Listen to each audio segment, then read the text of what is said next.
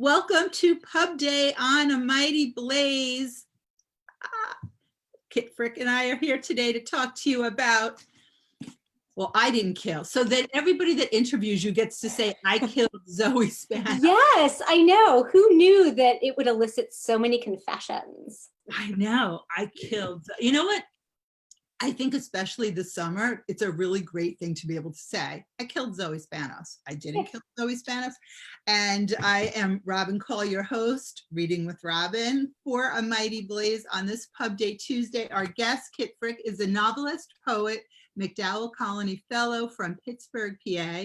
She studied creative writing at Sarah Lawrence College, received her MFA from Syracuse. When she isn't putting complicated characters in possible situations, she edits poetry and literary fiction for a small press and edits for private clients. A whole bunch of other stuff too. Visit her site at kitfrick.com. There's a short bio, a longer bio, some really interesting stuff and cool facts about Kit. So welcome to A Mighty Blaze on Pub Day.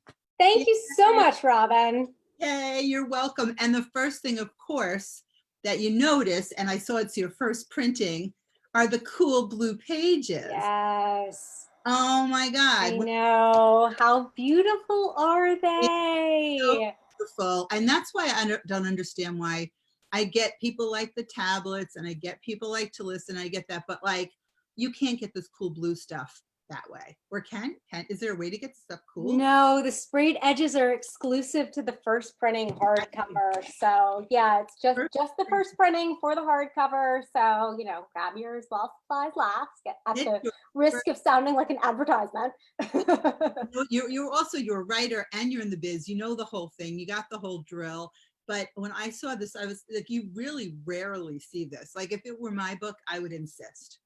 I wish we could just do that. Like, publisher, do this thing. Doesn't quite work that way, but in this case, my publishing team was amazing, and I'm so happy we got these blue sprayed edges. Well, it looks like the book is already sunk in the Hamptons, in the deep blue sea. I mean, so it's really got that going on. But I just kept touching it, and also, to me, and I know that, you know, there's the whole Rebecca connection, but it looks like an old book that I found in like my grandmother's basement to start with. Oh, that's such a cool observation. Yeah. And the pages, just the thickness of them and the type, I don't know, it just looks like one of those books, and it's gorgeous. And congratulations, I just read YA Pick for the month of July for Barnes & Noble. Yes, isn't that amazing news? Thank you, B&N. That is really cool. So this copy does not have their nifty little logo. Right. No, in fact, I don't yet myself have a copy with the sticker on it. But yeah, all the copies that are coming out through Barnes & Noble branch locations and Barnes & Noble online will have that YA Book Club sticker. Very cool. Well, they got to send you one. Where is Kids people? Where's my copy, Barnes & Noble? Come on. Well, if you feel any better, when I was interviewing Britt Bennett last night, she had the copy with, she didn't have the Barnes & Noble copy. She had the Good Morning America copy, I think. So also very exciting. Congrats, Britt. Great company. Neither of you has the Barnes & Noble copy yet. Now, will the Barnes & Noble copy be blue, or that's another printing, or they, okay. So they really wanted those blue sprayed edges. So they have the edges as well. I feel like I'm just going to hold this book for the whole show. Sure. I will not stop you. You go to kitfrick.com for all the information. Find her on Instagram, on Twitter, your Facebook page. You can go and like it. I love your Instagram feed. Talk about the little videos you did. You got some great stuff going on. Oh, yeah. So I do have some really cool videos up right now. Some of them I made and some of them my publisher made. The coolest is one that is a collaboration between Simon & Schuster and Simon Audio, who produced the audiobook for I Killed Zoe Spanos. And the audiobook has its own really cool feature, which is that it's a full cast recording. So all of the podcast chapters have a full cast reading it, so it really sounds like you're experiencing an actual podcast. And then, of course, there are different cast members for the parts of Anna and the unnamed narrator and Martina, etc. And so they did this collaboration where they used the map, which is another cool, this book has so many cool features. I feel so lucky. So there's this, I love yeah. that. That was in your, that was in the Instagram. Yeah. Yeah, so the video has the map, and then it has a clip from the first podcast episode with the voice actress reading, Martina reading. So that's super cool. And then also I feel like being an author, I've really honed my own graphic design skills. There's so many things that you don't realize are going to be like part of the job. I was just joking with my editor this morning that estimating shipping weights and for mailings, like neither of us ever knew that that would be so much the part of the job of being both an author and an editor.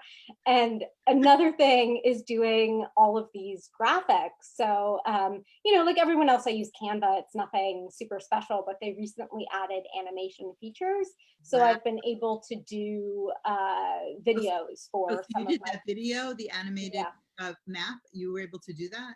No, the map was my publisher. That was super fancy, and my publisher did that, and I have no idea how to do that. But you start with the blue sprayed pages and the whole thing. But so now what is the aside from being a really cool party trick back when you could go to parties, of knowing the weight of the books, how is that helpful in having them picked up? Or oh, so often so if I'm sending something out on behalf of my publisher, which has been happening, so especially right now during the pandemic, right, you know, shipping's been affected across the board. So all of the norms are out the window. So for one thing, I was shipping a whole bunch of swag to something else that I don't think has been revealed yet for the book, but like another fun thing. And we had no idea how much all of these bookmarks and postcards that I was shipping were gonna weigh. And thank you. That was cool. Oh yes, you're so welcome. Yeah, I did. So I this is something I designed on Canva. Cool. Really cool. These greetings from Heron Mills postcards. And so my publisher says, my editor sent me a shipping label so that I could send them, because it was, you know, it was something that I was mailing, but that they were nice enough to pay for. And so she sent me the CPS label, and it was drastically under the weight that it actually cost to send all of these bookmarks and postcards. So I was like, oh, JK Nicole, can you actually send me one for like 5 pounds? Who knew that this swag was going to be so heavy? So yeah, I mean, it's just, there are all sorts of random authoring things that it's super helpful though for other authors to know. And I think this book is a production. I mean, this is a production number, really, when you think about the podcast within the fun summary murder and your love of murder mystery and the homage to Rebecca. I mean, there's so much in this book, and it's YA. And I always say, I mean, I love young adults, love, and it's 12 and up, or I don't know, precocious readers 10 or less. Sure. But it, you know, these books are for everybody. And I think one of my favorite things about a young adult novel, of course, is the ability to read it alongside of the young people in your life. And it's something, you know, we know that it's okay for a young person. It's great for everyone. And then it's a great pick. And I know there are book clubs that exclusively, not young people at book clubs. No, like adult book clubs that read YA, yeah. Love. I mean, there's just, it's such a beloved genre. And so you worked for Simon Schuster you were an intern. And then an editorial assistant. So you're back. So you're very Simon Schustered in. I know. Who knew you really can come home again? Yes, I interned on the adult side, I interned for the Simon and Schuster flagship imprint my senior year of college. And then I was able to leverage that into a full-time position with a different adult imprint at SNS after college. And I didn't stay for long. It wasn't, I didn't know yet that children's literature was really where I wanted to be. And I mean, I have lots of interests. I edit now poetry and literary fiction, and I'm also a poet, but I wasn't doing any of those things I just sort of, like the first editorial job I was offered, which was mostly in adult nonfiction, which is not as it turns out, a great fit for me. Mhm. That is what I had. So I left mostly because it was a fit issue. And then I started working for the small press where I work now, in addition to working in academic administration for many years. I went back to get my MFA in poetry, so all sorts of things. But it did eventually lead me back to Simon & Schuster on the children's side. Yeah, this is now my third young adult novel with them. It's wonderful. I think that's awesome. And yeah, go to kitfrick.com and you can check out all of the books, and you've got a great website. Thank you. I keep it up to date. Like I really try to get all of the fun stuff that happens with my books on there. I can say with certainty, because I've interviewed many of them, that many do not. And I love the authors who come on and say, oh, no, don't look at my website. Like, well, then. No, mine is actually up to date. I even updated it this morning so that it doesn't say pre-order and now says that Zoe is available. So yeah, I'm kind of obsessive about the website updates. That is, well, it's your showpiece. Zoe is available, but she's dead. Other than that, she's totally available. I think that's the thing about websites, because I think we're so focused on the social media, and it's a lot to keep up, no doubt. But if you're going to have a page, and I should be listening to myself, there's a few things to fix. And I think also people who know how to do their own, it's either more likely that they'll get to it or they'll never will, but they have the ability to. There's the promise. But yeah, that's impressive. It doesn't say pre-order, it says get your book. Yes, buy it. Spanos, and it is a YA Barnes and Noble July pick. So now what does that mean on your side? Do you have well, I know that normally I guess you would go, but are they doing Zoom? Yeah, they'll be, so on my side, they asked for a few fun things like Q&A and a video, and so those will get up on the website, maybe not today, but in the near future, they'll have those featured. And then they have shifted to doing virtual events instead of in-person events for obvious pandemic related reasons. And the event for I Killed Zoe Spanos will be on August 6th, and they'll have that information. I think it's going to be on Facebook Live, just like this is. But I don't know all the details yet, but yeah, stay tuned for an announcement. They'll have all the details on the website. If you go to the buy link for the book, those details will be up there. So yeah, I'll get to do a virtual event, which will be cool. And I made arrangements with, there are I believe 6 Barnes and Noble stores that are in the greater Pittsburgh area, which is where I live. And so over the next few days, I'm going to go around to the stores, be masked and social distanced, and I'm going to sign stock at those stores. So there'll be a bunch of signed copies out there at Pittsburgh area Barnes and Noble retailers. So that'll be fun too. And plus more content for the Instagram. Do you have I Killed Zoe Spanos?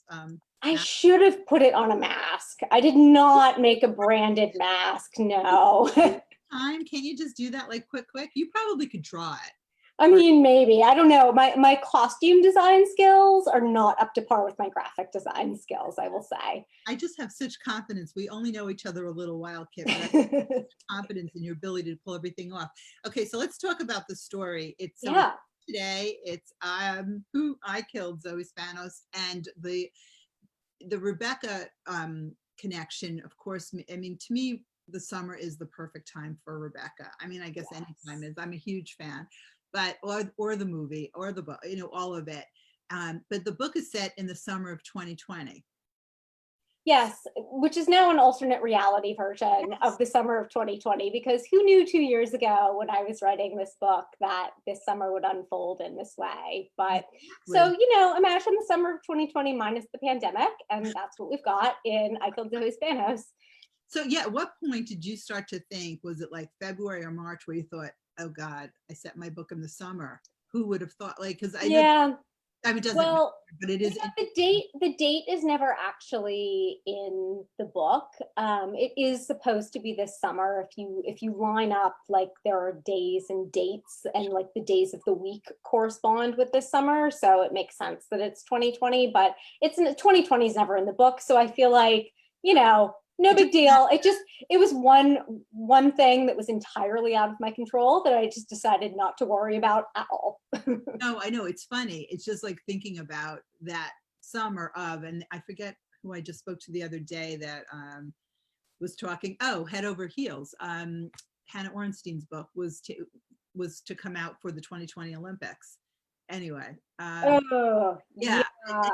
still a great book about gymnastics, but it was to coincide with that. When you're writing something in 2018, who would have thought, all of that. But I just thought that was interesting, imagining the Hamptons, what the Hamptons would have looked like the summer.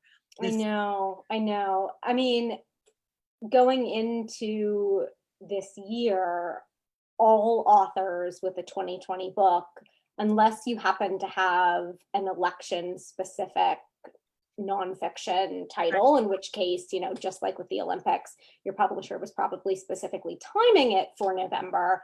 Exactly. All authors were like, just don't put me in November. Please just don't let me compete with the election, because that is going to be the event of 2020. And now it's like, little did we know the event of 2020. There's so much. And so now it's just like, okay, right. Pandemic, good.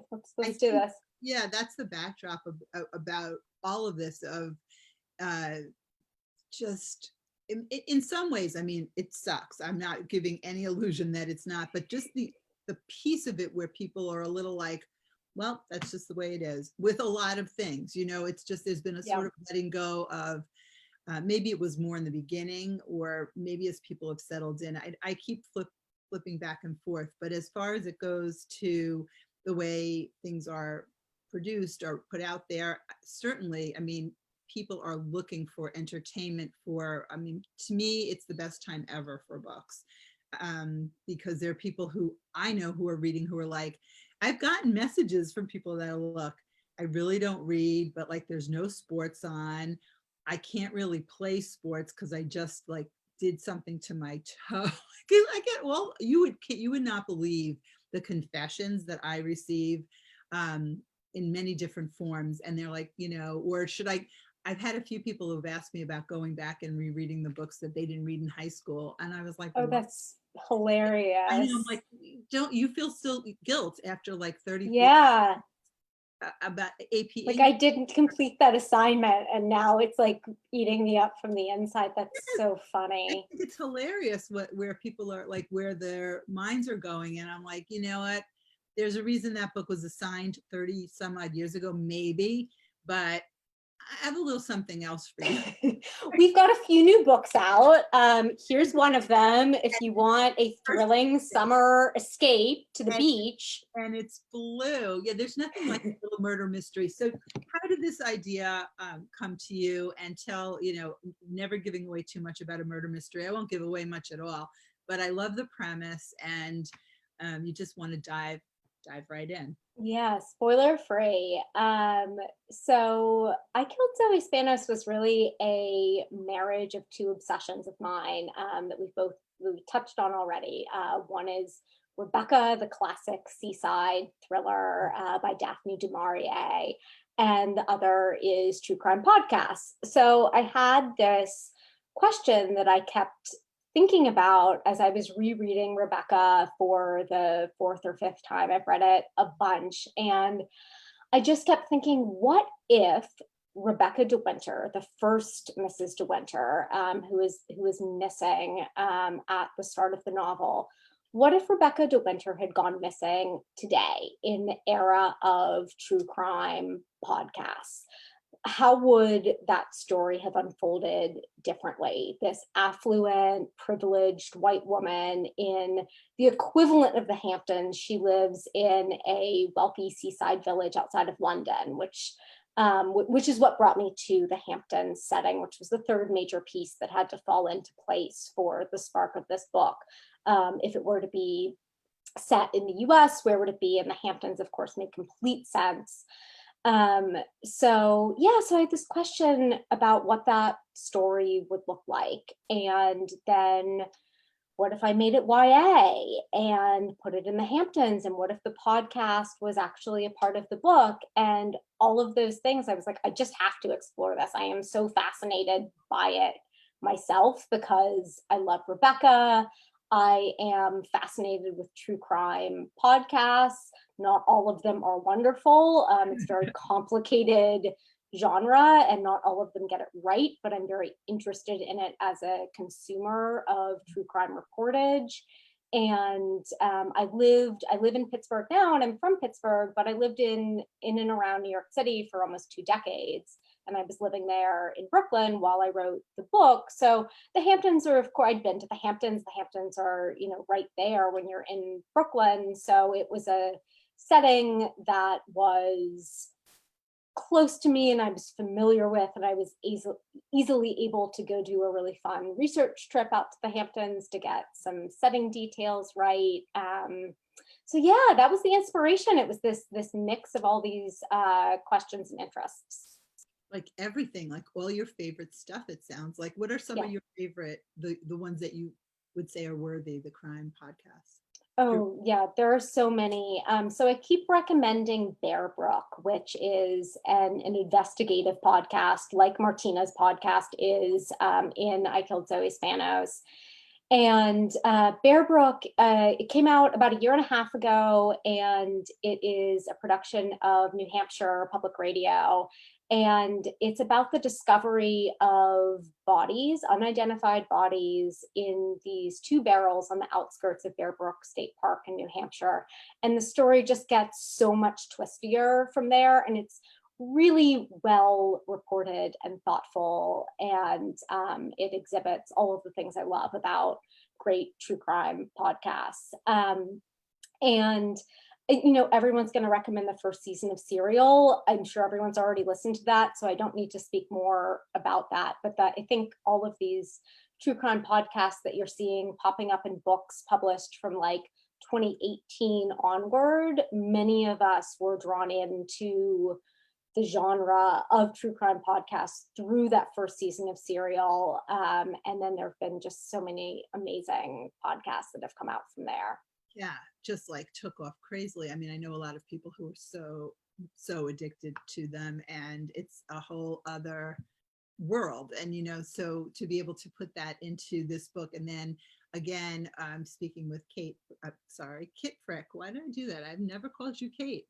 No problem. Well, Kit is both a nickname for Kristen, which is my full name, and Catherine. So, understandable. Yeah, I'm like Kit. Then I just go Kate. I don't know.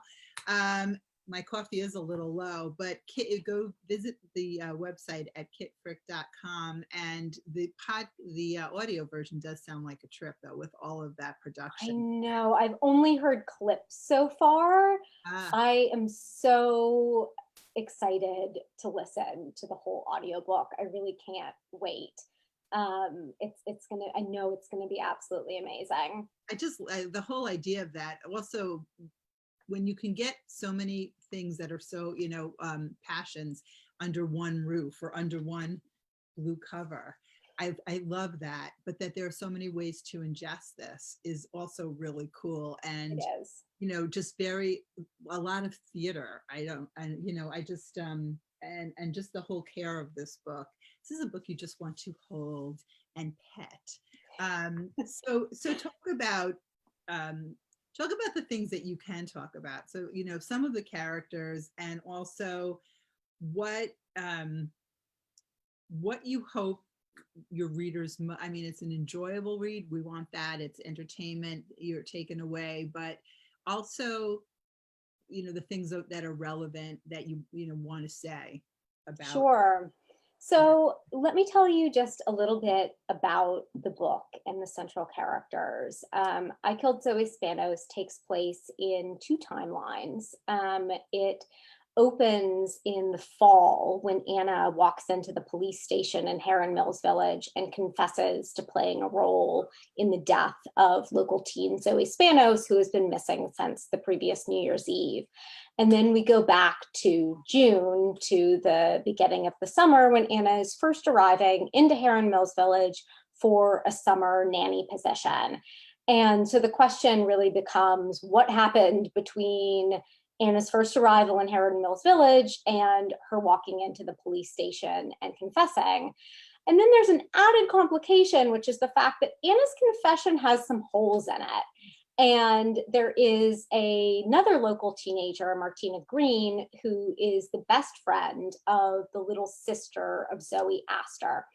And so Zoe went missing on New Year's, and Martina started up her podcast in February, several weeks after Zoe went missing, when it seemed like the police investigation was really ramping down and they were declaring Zoe a runaway. And so Martina began this investigative podcast. It dropped off when she ran out of material, but then when Anna confesses, she starts up the podcast again because she doesn't believe Anna. And so the driving questions for her are, is Anna innocent, or is it possible that what Anna did is actually a whole lot worse than what she admitted to police, which was playing an accidental role in her death? But what if it was murder? So we've got these then and now timelines and the podcast transcript woven through. And in terms of, what I want readers to take away from the book, I think there are a couple of things. On the one hand, it's a thrilling summer murder mystery, and I want you to be able to escape into this world of Heron Mills Village and solving this mystery alongside Martina. And I think it is on that level really fun. It's an escape. It's a summer thriller. But it also raises the questions of, regarding true crime podcasting, whose stories get told. Zoe, as I'd mentioned before, is a privileged white girl from the Hamptons. So of course her case is getting lots of attention.